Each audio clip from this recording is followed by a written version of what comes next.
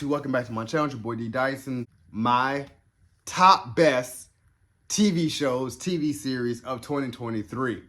So, with that being said, like I said, no others, just mine. My opinion of all these shows that I watched this season has been on my list. So, with that being said, number 10, Quarterback on Netflix.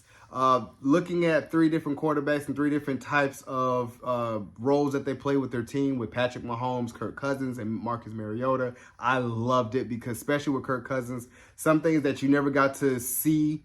It reminded me of Hard Knocks, but a main focus on quarterbacks. Like I said, with Kirk Cousins, it was the most interesting because you don't really know a lot of mechanics with Kirk Cousins because he's so to himself. But watching this, I was like, dude, I gained a great admiration for Kirk Cousins, more so than any other quarterback. Patrick Mahomes does his thing, but I love the way that he's family oriented and he really works his ass off. And then with Marcus Mariota, did his thing, and as he's been in the league for a while, but he's still around kicking and doing his thing. So I loved it, and I cannot wait that we have another season of either quarterbacks or another position. I will really love that. I really love that. Peyton Manning did his thing with this one. Number 9, Love and Death. Elizabeth Olsen owned every single scene with this. Jesse Plemons also did his thing. Like, he gained a massive ton of weight to play this role, but I really loved what was going to happen, how Candy really was tired of her normal life and then really sparked up an affair and then end up having to kill, forgot his name, Jesse Plemons' wife. And I was sitting there telling myself, I was like, and then how all of it transpired and she got away with it because it was self-defense. So I was telling myself, man, it was just up and down, like, whoa, whoa, whoa. But I loved it. I really loved it. HBO Max definitely puts out some of the best TV series that we can ever watch. Number 8, following up with HBO Max, Winning Time, Season 2. The fact that they canceled it pissed me off as a Lakers fan, and the fact that Boston actually won at the end and you're going to end it like this pissed me off. I love Adrian Brody's transformation into Pat Riley, the coach. That speech that he gave, I was like, oh my gosh, you got to be like this, tight. And I was just like, man, they bought in and they were successful right after that. I loved every minute, and I'm so mad that we don't get another season of Winning Time. Number 7, Blackbird on Apple Plus or Apple TV Plus. Man. For everyone I feel like they're going to get Emmys off of this because the roles that they played, I'm blanking out on their names. I really should have did the research on their names, but oh my gosh, like, from you just didn't know, and his high pitch, you may not know. And I'm just like, oh my gosh, this dude had to have killed these people. And then how he was trying to get him to confess and trying to get him, and just at the end of seeing his rage, it's like, he did something. And I was just like, oh my gosh, like, from start to finish, you didn't know what to think, you didn't know what to believe, but at the end of it, you're like, oh my gosh, yeah, he definitely did it, definitely. And the mind games, atrocious, in here. But I loved how it all tied together, and it eventually got old boy out, and it helped him with his time of getting out of jail, trying to help and trying to get everything down. But you could tell it weighed on him even after they were done. It weighed on him so bad. So I really love this. Number 6, One Piece. Live action on Netflix, Monkey D. Luffy. And I was like, man, like, I loved it. Never watched the anime, but watching this, and I was like, yeah, this definitely works. The characters had to embody what the anime was showing, and it definitely worked in here. I was really like, what's going to happen? I don't know. And for it to be a live action, they really nabbed it. And from my perspective, but I see anime people who watched it really was like, yeah, this is really spot on. So I was like, yes, because I really enjoyed watching One Piece, and I can't wait for season 2, truly. Number 5, Ahsoka. Season 1, that with Rosario Dawson. A lot of people saying that it was boring, but because she's so stoic, because you got to understand that she is Anakin Skywalker's apprentice, and a rogue Jedi, she's going to be more stoic. But I love the fact that Hayden Christensen came back in, and then we got a Clone Wars Hayden Christensen, Anakin Skywalker. Come on, Snips! I loved it. I love the fact that we're into a realm of Star Wars that we really never seen, especially with Baylan Skoll. Rest in peace to Ray. Forgot his last name, like Ray Stevenson. I want to see what we're going to go into as far as what happened with that, and then what happens with Ahsoka's story and her story arc, and with Grand Admiral Thrawn back in the realm. So I'm like, okay, what we going to be doing? You know what I'm saying? So, but I loved every minute of it because the tie-ins is so incredible that we can really get more Star Wars out of this. Number 4, Gen V Season 1. Didn't know what to expect, but it's from the season in the world of the boys, and I was like, oh my gosh. Crazy. Everything that we had wanted, and I was like, yeah, we're not delving away from the boys at all. We got Gen V, and how Gen V is going to, the next season of the boys is picking up right after Gen V. I'm just like, oh my gosh, this is so dope. This is so cool. Every episode, every week that we were just watching, like, it was going to be something outrageous, something like shock value that's going to be like, oh crap, what the hell is going on? I loved it. I loved it. Number 3. The Last of Us. Pedro Pascal as, what was it, Jake? And I forgot Bella Ramsey as Ellie. And I was like, oh my gosh, yes. Never played the game, only played like a glimpse of it. I think a demo or something like that with The Last of Us. But they embodied all of it. Joel, sorry, it ain't Jake, Joel. And embodied what the dystopian will look like. And with these, I wanted to get more of the little flower looking ones, and we got to understand how they're survivalists, and then we got the full episode with Bill, and I was like, that I guess that's, you know, they changed the fact that Bill dies instead of going with Joel and Ellie, but I was telling myself, yeah, you could tell how all this is definitely cool, and I think that with The Last of Us Season 2, we're definitely going to be getting a glimpse of what Abby is, which a lot of people either go for the spoiler alerts is to go see what the hell's going to be happening. So I was like, but the dynamic with this, mwah, definitely going to be getting Emmys for sure. Number 2, The Bear Season 2. I had to binge watch The Bear Season 1 and 2 just to be like, yes, chef. Loved it. Loved every bit of it, and I was jonesing for weeks. Like, I need another episode. I need something else. The scene when they're at the house with the family, Jamie Lee Curtis, John Bernthal. Oh my gosh, the highest anxiety.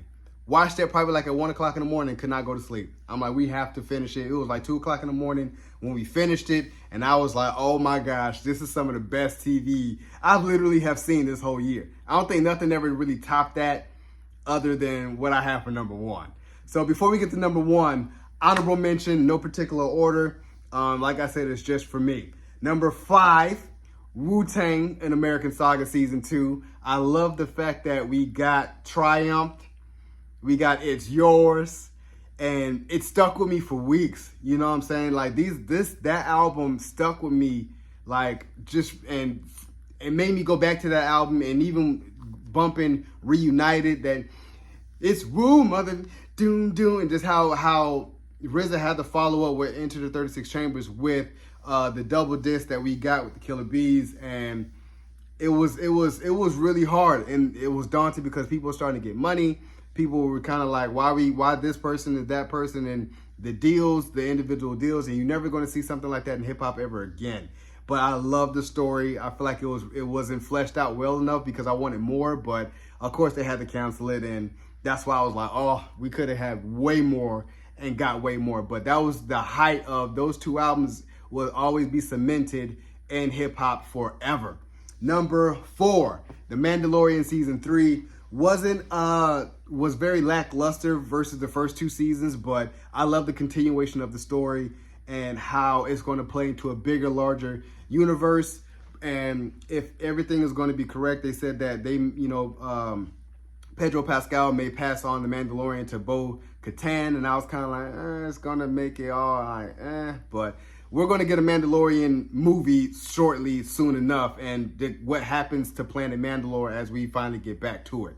Number 3, Your Honor, season 2. I was waiting for like what, we were waiting for like since 2020 to get season 2 when we finally got it.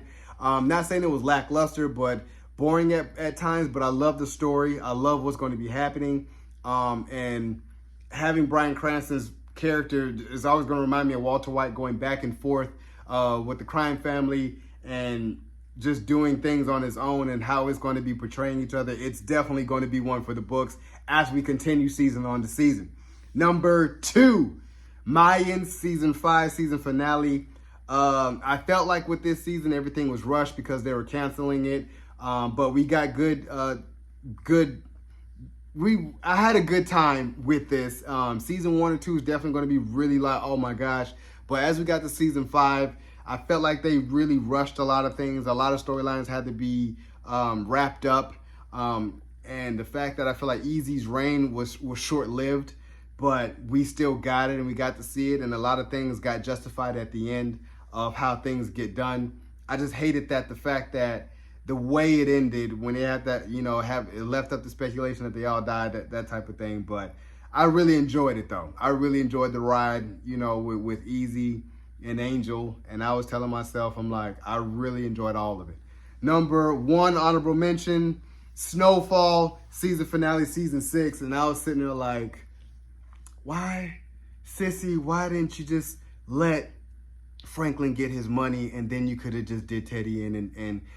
And I just hated the ending. I hated the ending. But it's karma for everything that has happened over these seasons. And I was kind of like, oh my gosh. It was coming at some point what was going to happen. Mirroring reality, what happened to a lot of big time drug dealers. But it left everyone up for debate for a good 5 months, 6 months. Just really left everyone up for that debate. And I was just like, man, Franklin should have been up in some kind of way. Leon should have gave him at least $1 million to be like, hey, hope you shake back and I hope you do some stuff with it. But again, that guilt and karma really weighed heavy, where he ended up turning into like his father. With that being said, the number 1 top best TV show of 2023 for me is Loki season 2.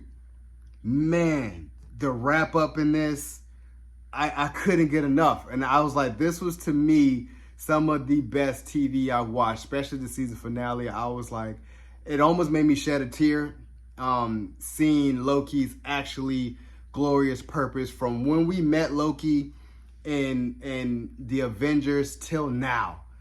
Oh my gosh. Character development at its finest. And we've really got to see who Loki and his glorious purpose after all. And the performance with Jonathan Major as Kang the Conqueror, mwah! This was what I was wanting to go forward with. I was like, he had so much depth to this character that he was going to add. And it sucks that Marvel fired him. It sucks for his case. It sucks for him going through all of this. That they lost a really talented, a good actor in the helm of being a big baddie for the next 10 years. Now we will never get to know what he could have had done with the character of Kang the Conqueror, especially with this last final episode of season 2 and the season finale of just seeing who Kang the Conqueror, he who remains, really is. And I was like, versus the first season of the kookiness, you got the more calm and cool, collected. Oh, now you know, okay? And I was just kind of like, oh my gosh, man.